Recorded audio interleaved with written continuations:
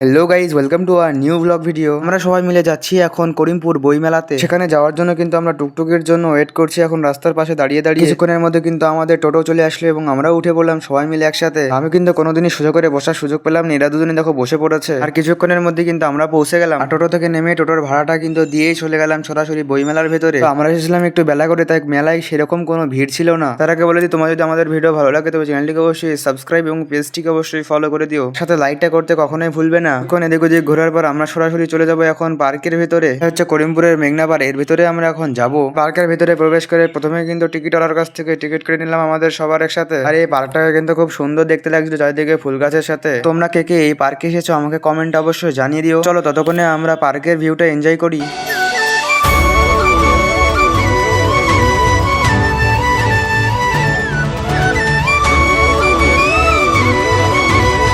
আমরা কিন্তু অনেকক্ষণ ধরে পার্কে ঘুরলাম, কিন্তু এখনো ছবি তুলিনি, তাই সঙ্গে সঙ্গে তুলে গেলাম ছবি তুলতে। কেউই কিন্তু চশমা নিয়ে আসেনি, তাই আমার কিন্তু পাওয়ারওয়ালা চশমা দিয়ে দেখো ছবি তুলতে শুরু করেছে। অনেকক্ষণ ঘোরার কারণে কিন্তু আমাদের পায়ে ব্যথা হয়ে গেছিল। দেখো আমরা চলে এসেছি এখন বসার জন্য একটা জায়গায়। আর সরস্বতী পূজা বা অন্য কোনো পূজা থাকলে পার্কটায় কিন্তু অনেকটাই ভিড় থাকে।